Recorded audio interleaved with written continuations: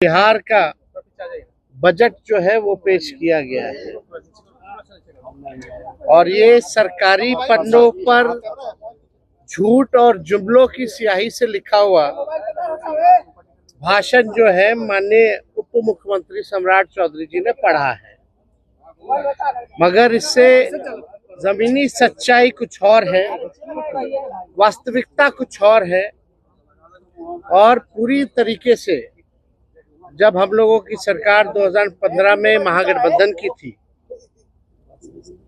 उस जमाने से ही ये बात पुरानी बातें दोहराई गई हैं। हर ब्लॉक में स्टेडियम बनेगा। शायद इनको स्टेडियम की परिभाषा समझ में नहीं आती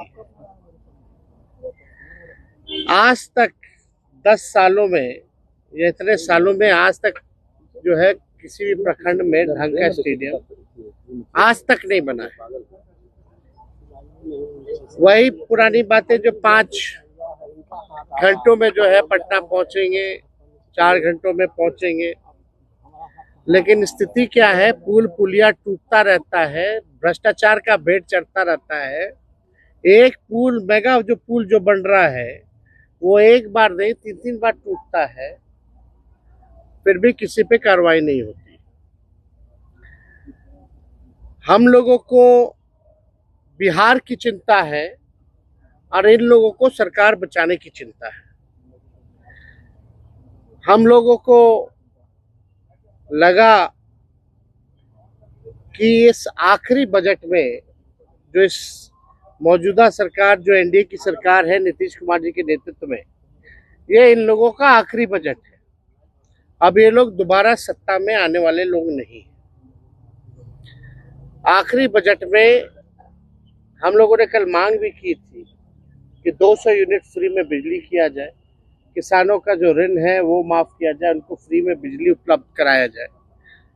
माई बहन मान योजना के तहत कम से कम 65% ऐसी महिलाएं जिनको खून की कमी है। बिहार प्रदेश में सबसे ज्यादा बौनेपन के शिकार जो होते हैं बच्चे हो रहे हैं पूरे देश में।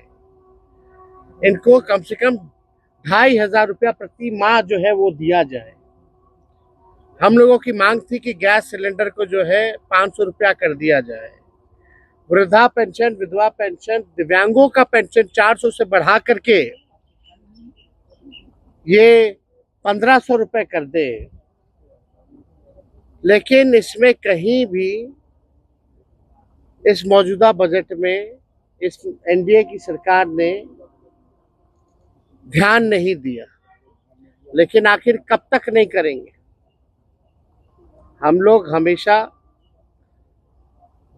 इस लड़ाई को लड़ेंगे और इनसे जो है नाक रगड़वा करके भी करवाना पड़े तो महिलाओं के खाते में उनको आर्थिक न्याय दिलवाने का काम हम लोग जरूर करेंगे। आप बताइए, 3,17,000 करोड़ का बजट इन्होंने बताया है भाई। 3,17,000 करोड़ का। टेक्निकल हम बात अगर पूछे तो सरकार को रेवेन्यू तो आ ही नहीं रहा, राजस्व तो मिल ही नहीं रहा, तो ये अचानक से 3,17,000 कैसे पहुंच गया? जब बिहार को रेवेन्यू ही नहीं आ रहा है तो ये 3,17,000 कैसे पहुंच गया? बात है कि ये इन्फ्लेटेड बजट है। बढ़ा चढ़ा करके अगर बोलना ही था तो 3 लाख क्या, लोग 5 लाख बोल देते हैं, 5 लाख करोड़ करेंगे, तो इसका कोई मतलब नहीं है। पिछले बार भी जो बजट में इन लोगों ने घोषणा किया था, कौन सा काम जो है इन लोगों ने पूरा करने का काम किया है? पूरी तरीके से जो है धरातल पे कुछ नहीं नजर आ रहा। 7 निश्चय की बात करते थे, 7 निश्चय का बताओ कौन सा योजना सफल है? 7 निश्चय 2 की बात करते थे, बताओ 7 निश्चय 2 की योजना कौन सी सफल है? कोई तो योजना सफल नहीं हो पा रहा। ये पूरी तरीके से बिहार के हित में ये बजट है ही नहीं।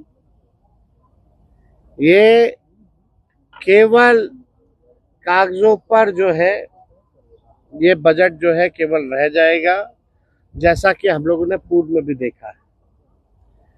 केंद्र सरकार ने धोखा दिया, बिहार के साथ सौतेला व्यवहार किया।